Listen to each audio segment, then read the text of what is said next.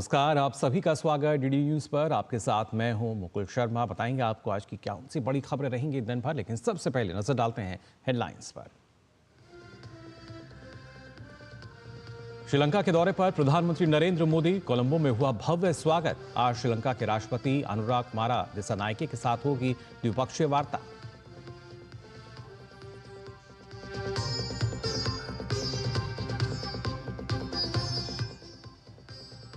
अमित शाह का बस्तर दौरा, राज्य के नक्सल प्रभावित जिलों की विभागीय सुरक्षा बैठक में होंगे शामिल। मां दंतेश्वरी मंदिर में करेंगे दर्शन। बस्तर पहुंचूं कार्यक्रम के माध्यम से बस्तर के लोगों के साथ करेंगे संवाद।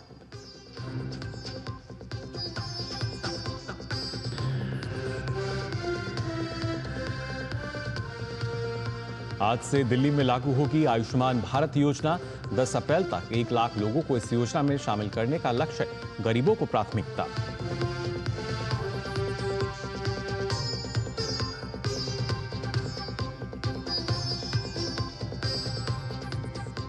कैबिनेट की बैठक में कई अहम फैसले। रेलवे के ट्रैक नेटवर्क के विस्तार के लिए 18,658 करोड़ रुपए की 4 परियोजनाओं को मंजूरी।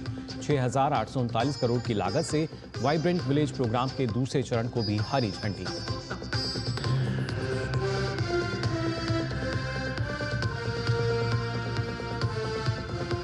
और आज चैत्र नवरात्रि की अष्टमी, देश भर के मंदिरों में सुबह से ही लगा भक्तों का तांता।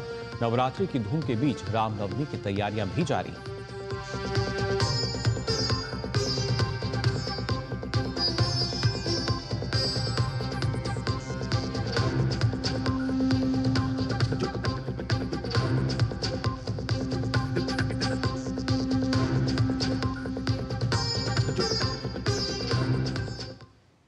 और आइए अब खबरें देखते हैं विस्तार से। आपको बता दें, प्रधानमंत्री नरेंद्र मोदी श्रीलंका के दौरे पर हैं।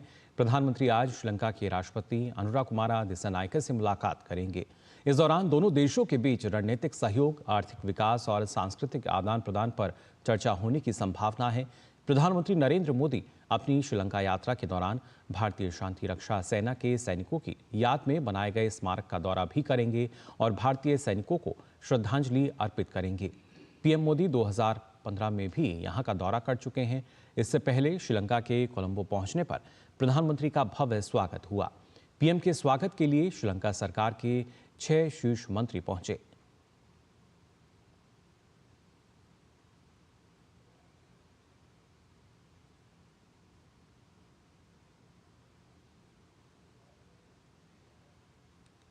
प्रधानमंत्री नरेंद्र मोदी ने अपने सोशल मीडिया प्लेटफॉर्म एक्स पर पोस्ट के जरिए सभी का आभार भी जताया है। प्रधानमंत्री ने बताया कि कोलंबो में बारिश के बावजूद भारतीय समुदाय द्वारा शानदार स्वागत के लिए आभारी हूं। वहीं पीएम ने वहां रामायण पर आधारित प्रस्तुति का भी अवलोकन किया। पीएम ने नलिन गंवारी और अनुराग कठपुतली सोसाइटी की टीम को उनकी प्रस्तुति के लिए बधाई दी। इसके साथ ही पीएम ने स्वागत के दौरान महापुरुष श्रीमंत शंकरदेव, श्री श्री माधवदेव के विचारों, संगीत की पुस्तकों, भारतीय कहानियों और पाली में अनुवादित गीत गोविंद को भी देखा। उन्होंने कहा कि ये सांस्कृतिक बंधन सतत पनपते रहें।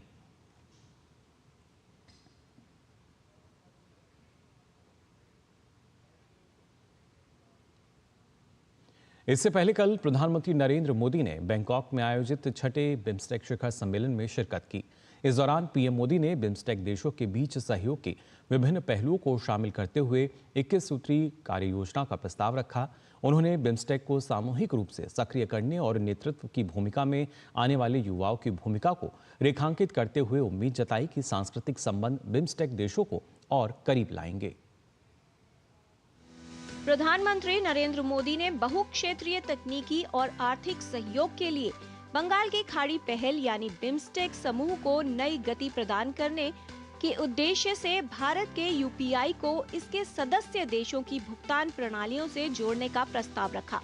इस कदम से क्षेत्र में व्यापार, कारोबार और पर्यटन को बढ़ावा मिल सकता है।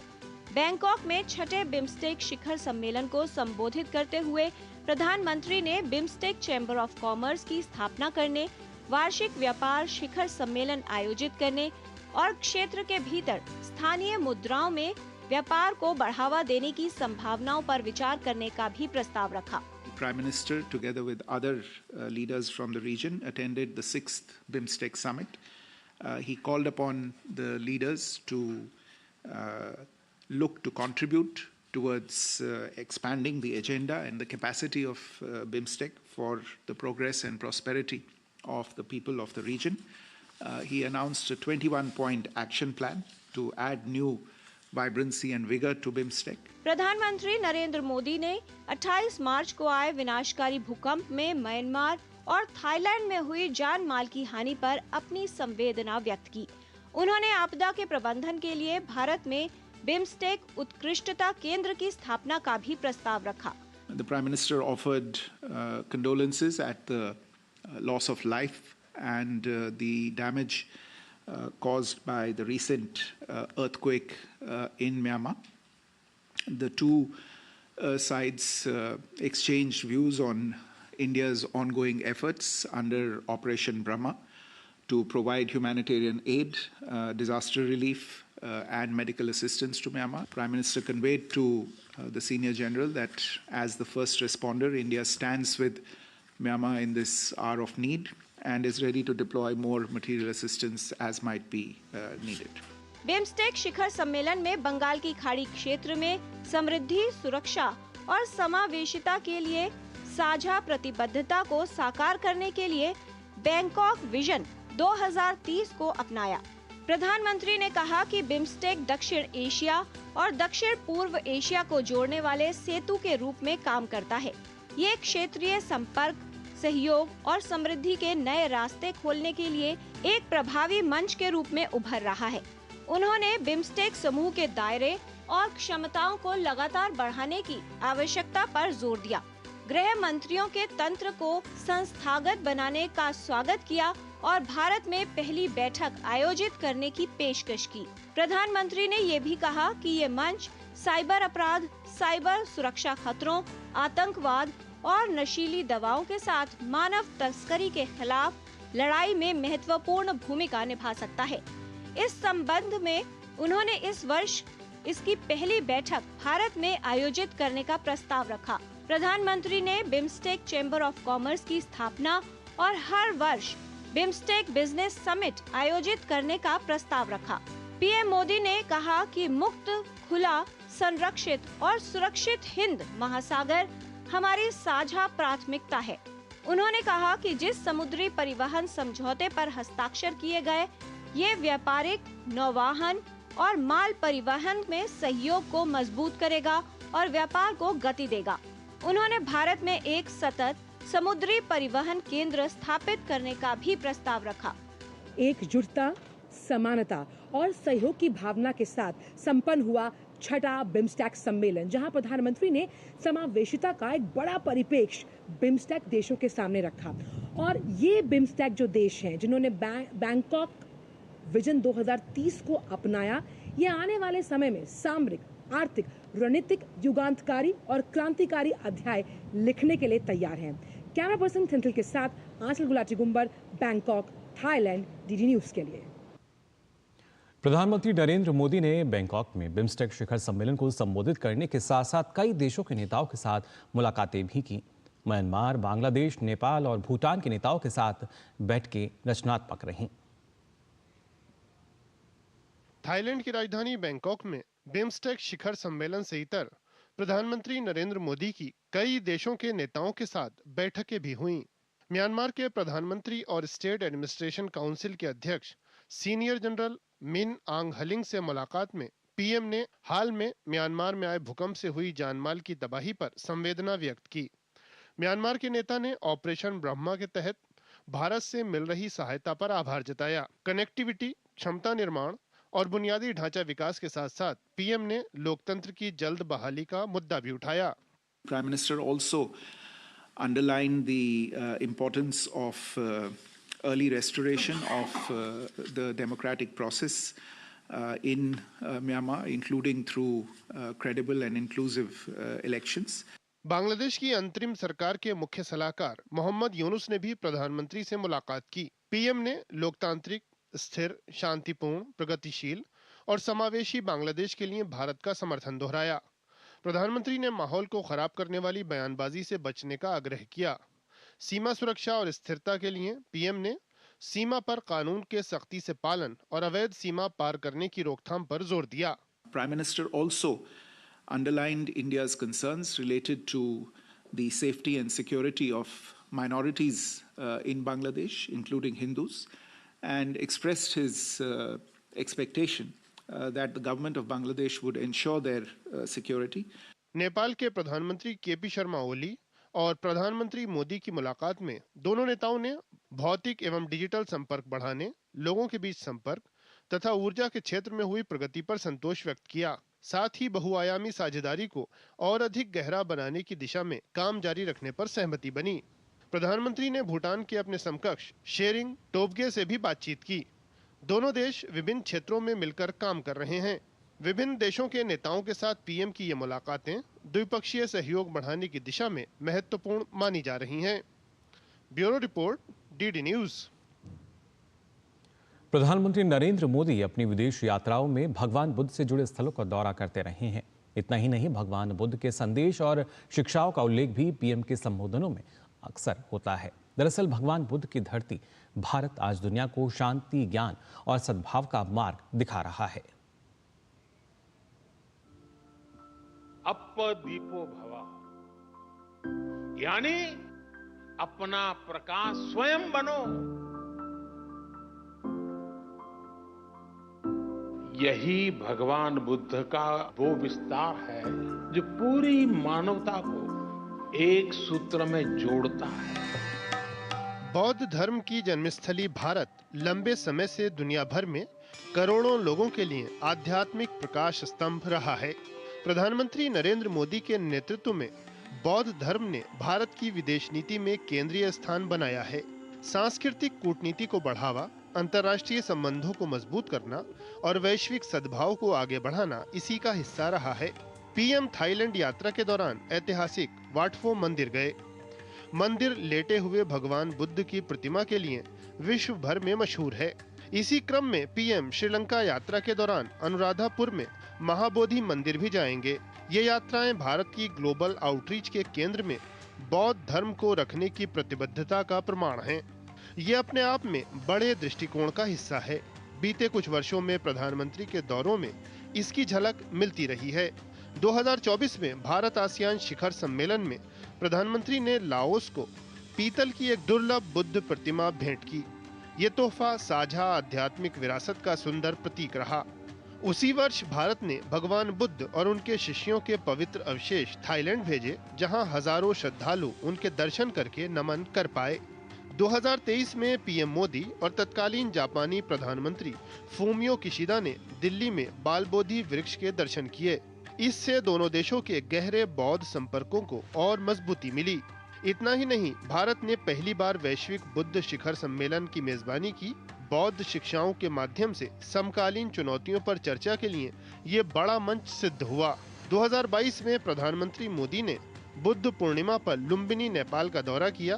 पीएम ने भारत अंतर्राष्ट्रीय बौद्ध संस्कृति और विरासत केंद्र की आधारशिला रखी।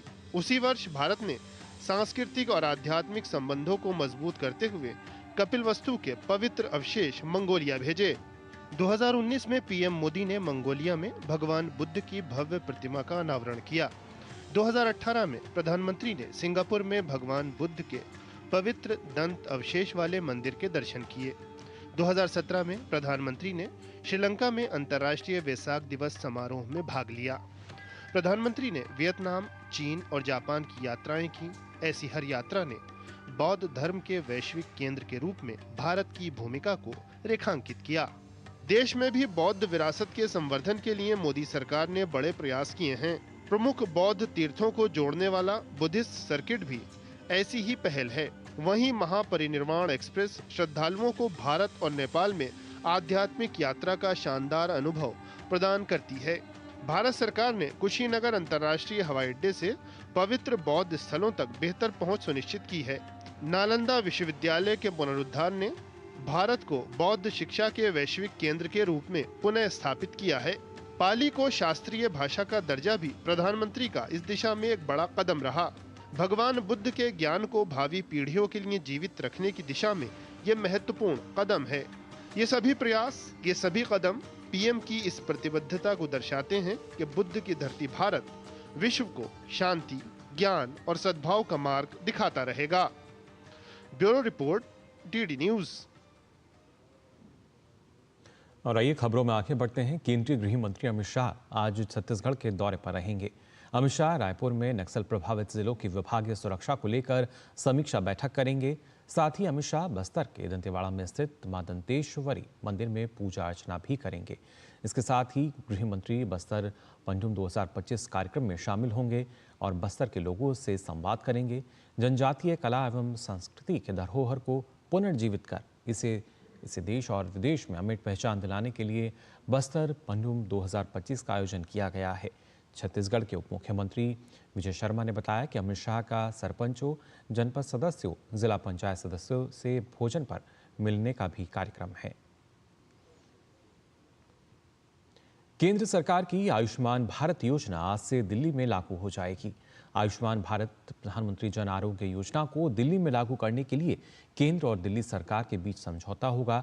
इस योजना के तहत निर्धारित इलाज के खर्च का 60% केंद्र और 40% दिल्ली सरकार वहन करेगी। दिल्ली में योजना लागू होने से लाभार्थियों को 5 लाख का सालाना स्वास्थ्य बीमा मिलेगा। दिल्ली आयुष्मान भारत योजना लागू करने वाला 34वां राज्य होगा। आइए देखते हैं और जानकारी इस खास रिपोर्ट में।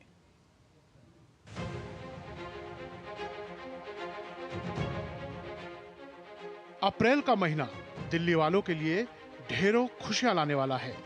जिस आयुष्मान कार्ड का दिल्ली के लोगों को लंबे समय से इंतजार था, वो खत्म हो सकता है। दिल्ली सरकार और केंद्र सरकार के बीच 5 अप्रैल को दुनिया की सबसे बड़ी स्वास्थ्य बीमा योजना आयुष्मान भारत प्रधानमंत्री जन आरोग्य योजना लागू करने का समझौता होगा। इसके बाद आयुष्मान भारत प्रधानमंत्री जन आरोग्य योजना के कार्ड बनने की प्रक्रिया शुरू होगी। योजना के लागू होने के बाद दिल्ली में लाभार्थियों को 5 लाख के हेल्थ इंश्योरेंस के साथ 5 लाख का टॉप अप भी यानी 10 लाख रुपए का मेडिकल कवर मिलेगा। इसके अलावा सीनियर सिटीजन यानी 70 साल से ऊपर के बुजुर्गों को भी आयुष्मान वय वंदना कार्ड मिलेगा और वो भी योजना के दायरे में आएंगे। देर से ही सही, लेकिन दिल्ली में लॉन्च होने के बाद आयुष्मान योजना का फायदा दिल्ली वालों को जमकर मिलने वाला है। दिल्ली आयुष्मान भारत योजना लागू करने वाला 34वां राज्य होगा। दिल्ली चुनाव के दौरान पीएम मोदी ने वादा किया था कि दिल्ली में सरकार बनने पर आयुष्मान भारत योजना लागू होगी। अब वो वादा पूरा हो रहा है। दिल्ली में आयुष्मान भारत योजना लागू करने की प्रक्रिया तेज कर दी गई है। इसके लिए दिल्ली सरकार के स्वास्थ्य अधिकारियों को कार्ड बनाने सहित सभी तकनीकी बातों की ट्रेनिंग दी गई है। अभी दिल्ली में करीब 7 लाख परिवार आयुष्मान भारत योजना के दायरे में आएंगे। दिल्ली में 6 लाख लोग 70 साल से ऊपर के हैं, वो भी आयुष्मान भारत के दायरे में आएंगे।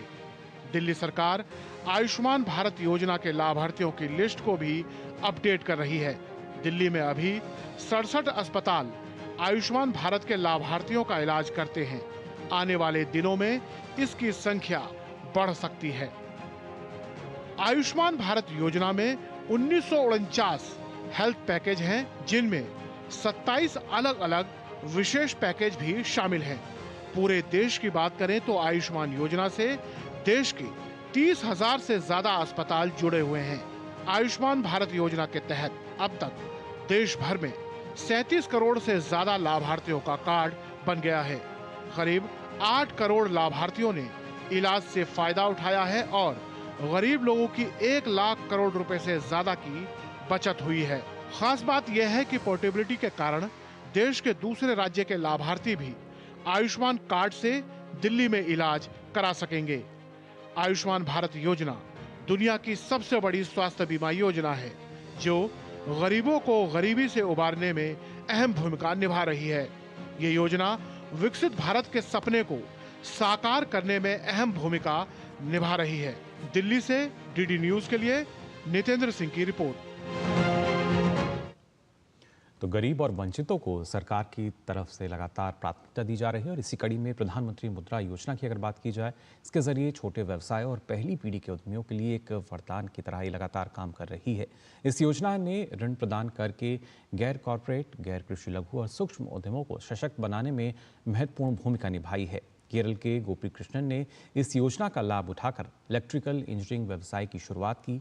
गोपी कृष्णन अब सफल उद्यमी के तौर पर दूसरे लोगों को भी रोजगार मुहैया करा रहे हैं। प्रधानमंत्री मुद्रा योजना महत्वाकांक्षी उद्यमियों को सहायता देने के लिए भारत सरकार की एक प्रमुख योजना है। इस योजना का उद्देश्य सामाजिक आर्थिक रूप से वंचितों को वित्तीय समावेशन और सहायता प्रदान करना है। केरल के 34 वर्षीय एनआरआई गोपी कृष्णन ने भारत वापस आकर मुद्रा योजना की मदद से इलेक्ट्रिकल इंजीनियरिंग व्यवसाय की शुरुआत की। मुद्रा योजना के तहत गोपी कृष्णन ने 9 लाख रुपए का ऋण लेकर 10 लाख रुपए की शुरुआती निवेश के साथ व्यवसाय शुरू किया। गोपी कृष्णन कहते हैं कि मुद्रा योजना की मदद से वे बहुमंजिला इमारतों, अस्पतालों और अन्य प्रतिष्ठानों के लिए सामान की आपूर्ति सुचारू रूप से कर पा रहे हैं। मैंने मुद्रा योजना के तहत 9 लाख रुपए ऋण लेने का विकल्प चुना और शेष 1 लाख रुपए मैंने अपनी बचत से लगाकर अपना व्यवसाय शुरू किया। अपने परिवार के मजबूत समर्थन से इस उद्यम की शुरुआत की। व्यवसाय का पूर्व में अनुभव न होने के बावजूद औद्योगिक विकास कार्यालय ने गोपी कृष्णन को व्यवसाय शुरू करने में मदद की। 15 दिनों का प्रशिक्षण गोपी कृष्णन के लिए लाभकारी रहा।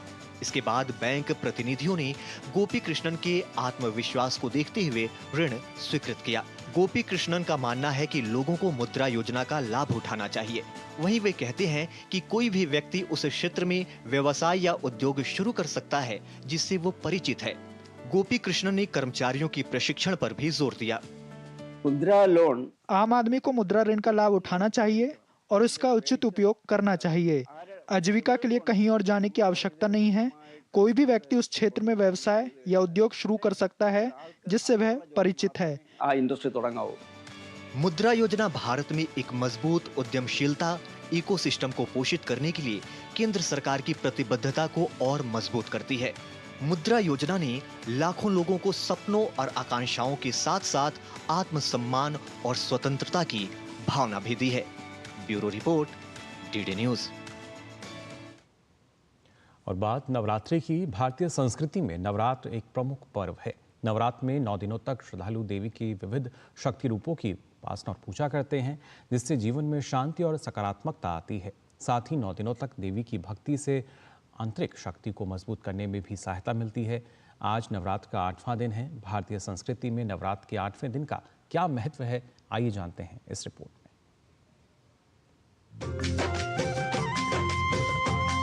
श्वेते वृषे समारूढ़ा श्वेतांबरधरा शुचिः महागौरी शुभम दद्यात् महादेव प्रमोददा। सनातन संस्कृति का एक बहुत ही महत्वपूर्ण पर्व है देवी दुर्गा की शक्ति का प्रतीक नवरात्र पर्व, जो पूरे देश में श्रद्धा, उत्साह और विधि विधान से मनाया जा रहा है। नवशक्ति समायुक्तम नवरात्रम तदुच्यते।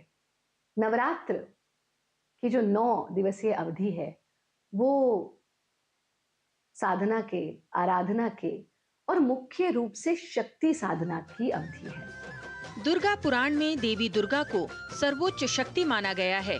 नवरात्रि में माँ दुर्गा के 9 स्वरूपों की उपासना की जाती है।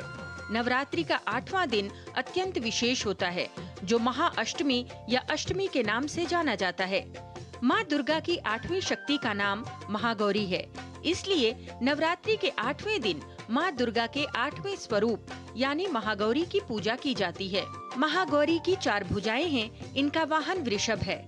इनके ऊपर के दाहिने हाथ में अभय मुद्रा और नीचे वाले दाहिने हाथ में त्रिशूल है।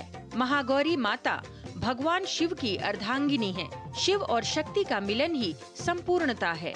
महागौरी गौरी यानी जो सफेद। अब सफेद हमको लगता है सफेद तो सिर्फ शरीर का रंग नहीं, सफेद का अर्थ, प्रतीक क्या है? प्रतीक है शुद्ध चेतना, प्रतीक है प्योरिटी, प्रतीक है शुद्धता।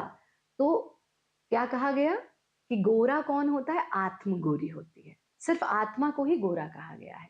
तो महागौरी वो दिन है जब हम थोड़ा भीतर जाएं और शरीर के परे जाकर अपने आप को शुद्ध चेतना के रूप में आराधना करें। और फिर उनका वाहन कौन है? वृषभ, जो बल के साथ साथ बुद्धि का प्रतीक है। तो वो माँ जो सुंदर भी है, जो सौम्य भी है, जो अद्भुत भी है, जो शुद्ध चेतना का प्रतीक है, लेकिन अगर विपत्ति आती है तो वो बल का प्रतीक बन जाती है। तो महागौरी आपके जीवन में सुख दें, समृद्धि दें, आनंद दें और आपकी मनोकामनाओं की पूर्ति करें। नवरात्र के ये 9 दिवसीय अवधि ये रात्रि साधना का समय है, क्योंकि रात्रि का समय वो समय होता है जब हम अपनी चेतना को अनुभव कर पाते हैं, जब आसपास सब जगह शांति है और तब जब हम ध्यान लगाते हैं तो हम योगस्थ स्थिति को प्राप्त कर पाते हैं। भारतीय ज्ञान परंपरा में मान्यता है कि नवरात्रि के 8वें दिन महागौरी की पूजा, ध्यान, स्मरण भक्तों के लिए अत्यंत कल्याणकारी होता है। महागौरी माता की उपासना से जीवन के सभी कष्ट दूर हो जाते हैं और माता की कृपा से व्यक्ति को सुख, शांति और समृद्धि प्राप्त होती है। लता वशिष्ठ, डीडी न्यूज। और बात आईपीएल की, जो है इंडियन प्रीमियर लीग में आज शाम होने वाले मैच में राजस्थान रॉयल्स का सामना पंजाब किंग्स से होगा। पंजाब की टीम अंक तालिका में शीर्ष पर मौजूद है।